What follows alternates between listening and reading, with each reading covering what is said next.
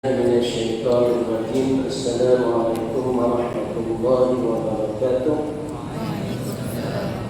الحمد لله رب العالمين، والصلاة والسلام على أشرف الأنبياء والمرسلين وعلى آله وصحبه أجمعين. رب اشرح لي صدري ويسر لي أمري واحلل عقدة من لساني يفقهوا قولي. Anak-anak yang dimuliakan Allah sekalian, terlebih dahulu saya tanya, dah niat iktikaf belum? Kenapa rugi berada di rumah Allah kita tidak niat iktikaf? Bila kita niat iktikaf, anak-anak duduk sahaja, pasti malaikat akan mendoakan kita dan akan diberikan kemudahan kita untuk melaksanakan perkara-perkara yang perlu kita laksanakan dengan perintah Allah pada hari ini. Baik anak-anak yang dimuliakan Allah sekalian, insya-Allah marilah kita tengok satu pesanan Rasulullah SAW. Pesanan ini boleh juga kita sebut wasiat. Pesanan ini juga boleh kita sebut sebagai peringatan. Pesanan ini juga boleh kita sebut sebagai suatu inzar bagi orang yang ingin mengambil pelajaran.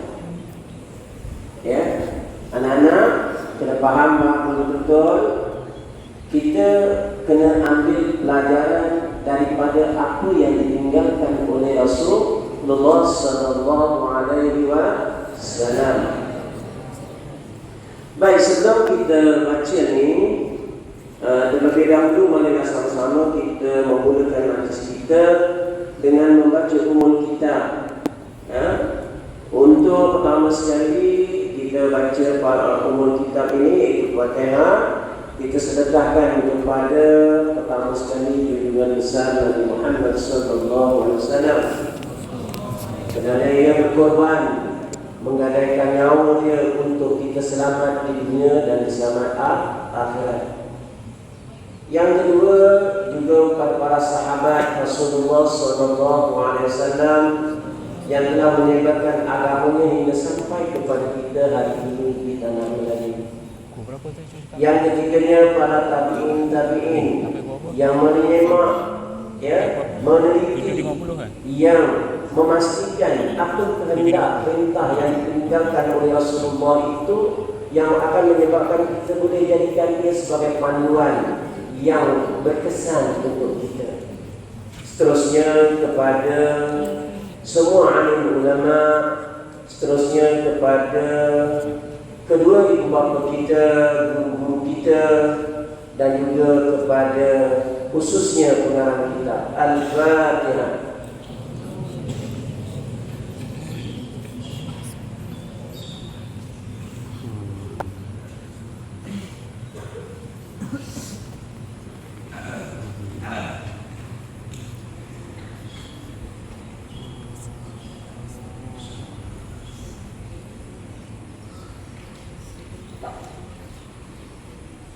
Baik anak-anak yang dimuliakan Allah sekalian, saya rasa program ini baru kali pertama kan? Baik, bila kali pertama Ustaz akan ambil hadis yang pertama.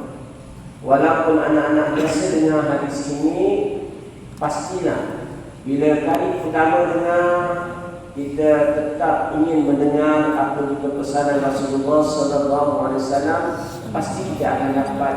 Walaupun kita ulang-ulang 10 kali, pasti kita akan dapat ilmu yang berbagai. Baik, diriwayatkan daripada Amirul Mukminin Abu Hafs Umar Al-Khattab, katanya, aku mendengar Rasulullah SAW bersabda,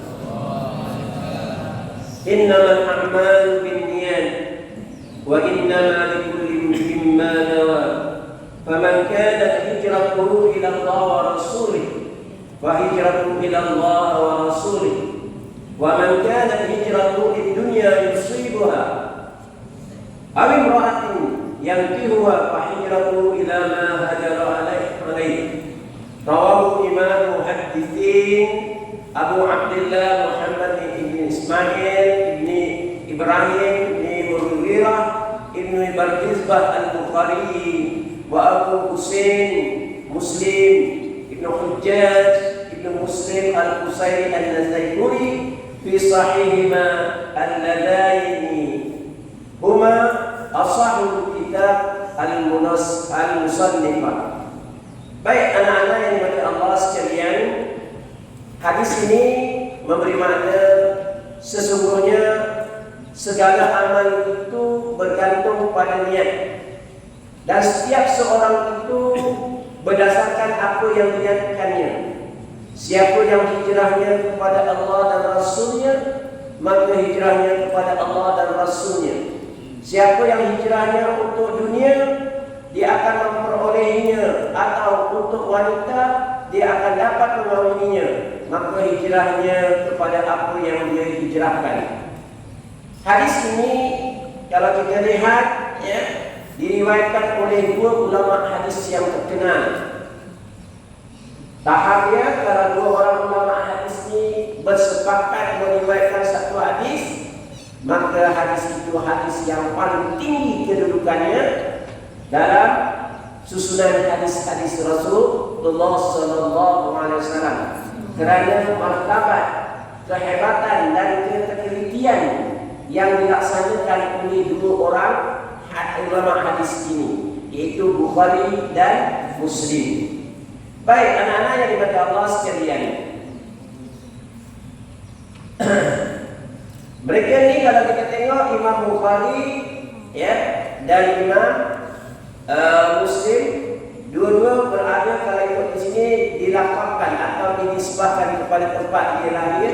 Yang satu lahir di Bukhari, Imam Bukhari. Yang Imam Muslim lahirnya di Naisaburi, ya, Naisaburi.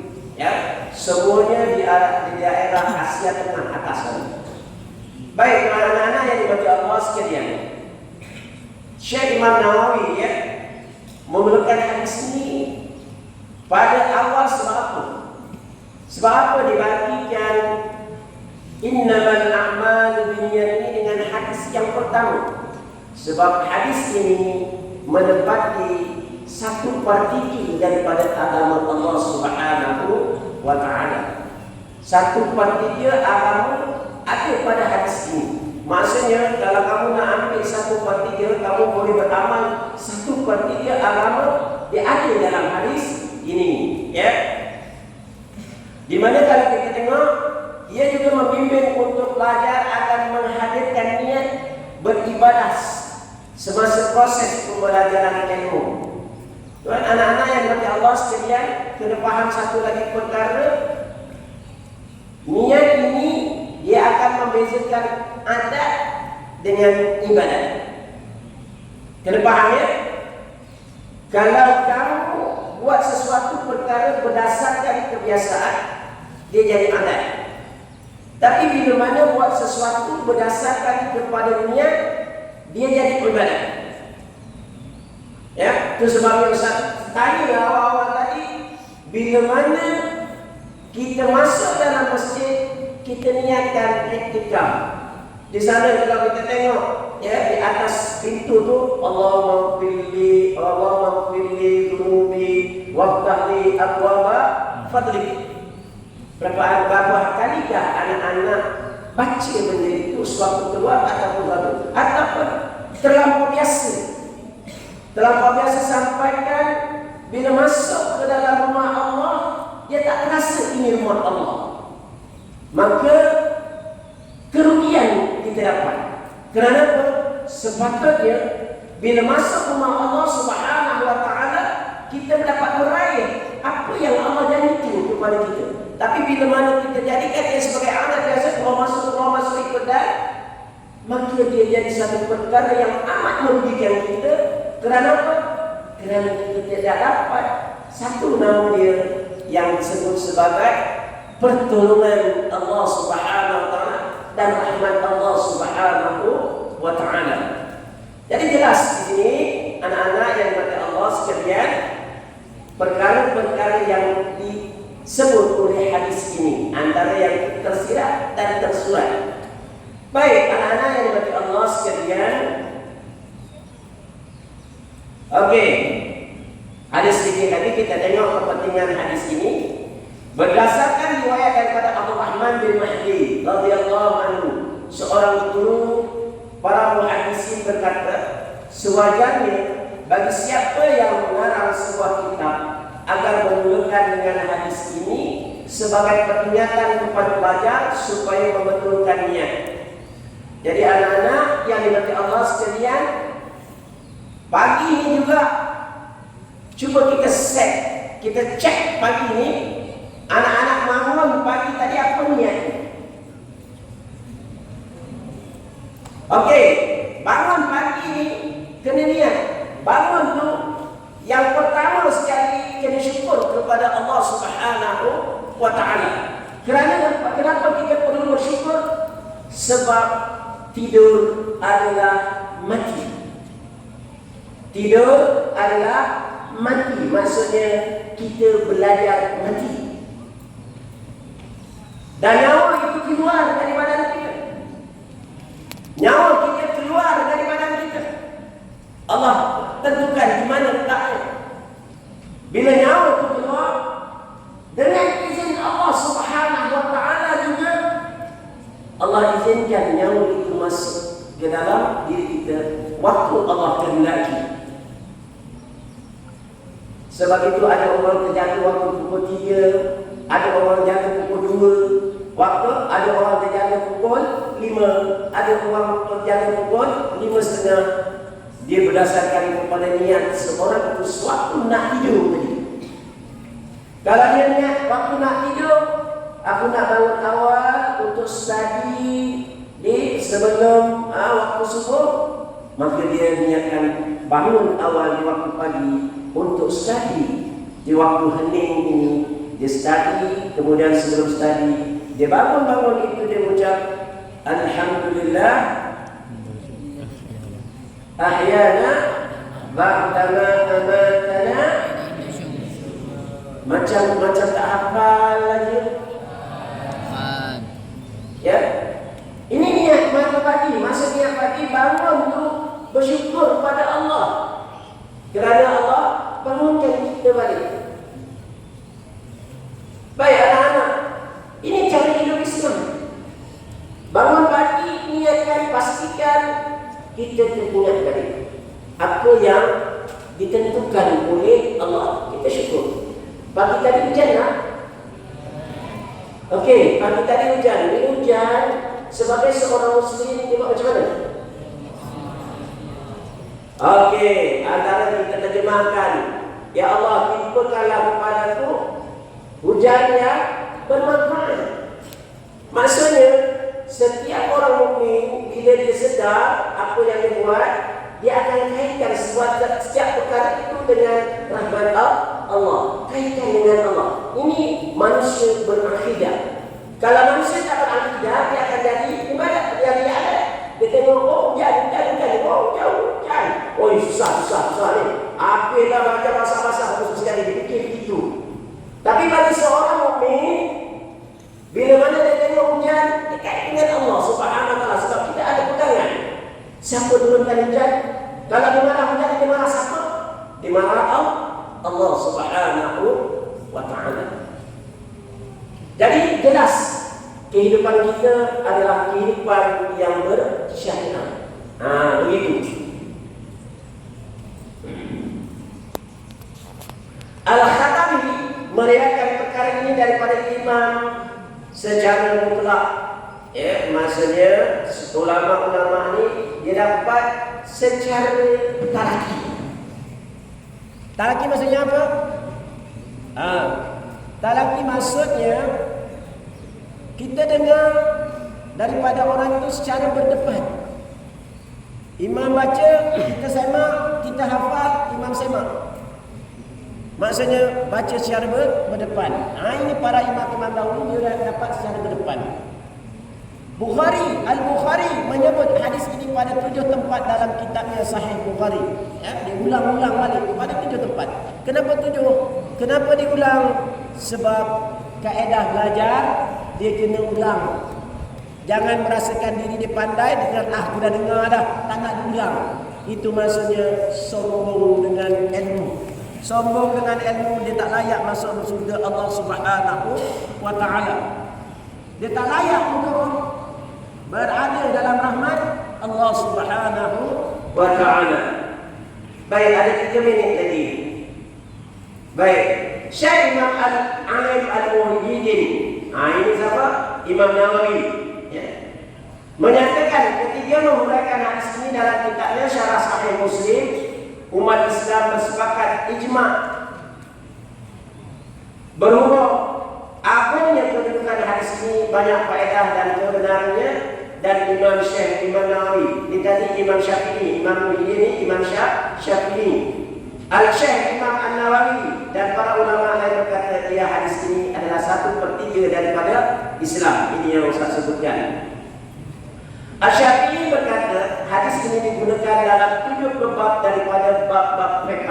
Maksudnya hadis ini adalah sumber usul fiqh bagi kebanyakan hukum-hukum fiqh. 2 minit lagi. Jadi 2 minit lagi Ustaz nak bagi tahu pada anak-anak, kita berada di hujung kehidupan dunia. Maka Ustaz minta pada anak-anak jangan buang masa lagi, sebab kita mungkin akan bertemu dengan Dajjal dan sebagainya. Kita akan bertemu dengan anak cucu Dajjal dan sebagainya. Maka Ustaz pesan kepada anak-anak, rebutlah dulu perkara yang ditawarkan oleh Allah Subhanahu wa taala. Yang pertama nama dia hidayah, yang kedua nama dia taufik. Hidayah ini mudahnya kita tahu satu benda itu baik, tapi kita belum mampu untuk melaksanakan perkara tersebut. Tapi kita perlukan satu lagi nama dia taufik, yang dengan taufik ini para malaikat bisikkan dalam hati kita macam mana nak melakukan ketaatan kepada Allah. Maka kita rebutlah dua perkara yang namanya hidayah dan taufik. Sebab dengan adanya hidayah dan taufik ini, kita akan selamat daripada godaan syaitan, selamat daripada gangguan makhluk-makhluk yang akan mengganggu kita, terutama daripada kalangan jin dan manusia. Jadi anak-anak yang dimati Allah sekalian, untuk pagi ini setakat itu sahaja dahulu. Dan sebelum kita menutup jiran kita, marilah sama-sama kita mohon kepada Allah Subhanahu wa taala, semoga yang sedikit ini memberi keberkatan bagi kita semua. A'udzubillahi minasyaitonir rajim. Bismillahirrahmanirrahim. Alhamdulillahi rabbil alamin. Wassalatu wassalamu ala asrafil anbiya'i wal mursalin wa ala alihi wa sahbihi ajma'in. Allahumma ighfir lana dhunubana wa liwalidayna warhamhum kama rabbawna shighara. Rabbana hab lana min azwajina wa dhurriyyatina qurrata a'yun waj'alna muttaqina imama. Allahumma akhrijna min adh-dhulumati al-wahmi wa akrimna min nuri al-fahmi waftah lana abwab al-'ilmi wa zayyinna bil akhlaqi hasanati wal hilm. Allahumma nawwir qulubana bi nuri al-hidayah kama nawwarta as-samawati wal arda abadan bi rahmatika ya arhamar rahimin. Allahumma inna na'udzu bika min 'adzabi jahannam wa min 'adzabil qabr wa min fitnatil mahya wal mamat wa min syarri fitnatil masiihid dajjal. Rabbana atina fid dunya hasanah wa fil akhirati hasanah wa qina 'adzaban nar. Wa sallallahu ala sayyidina Muhammadin wa ala alihi wa sahbihi wa sallam. Walhamdulillah.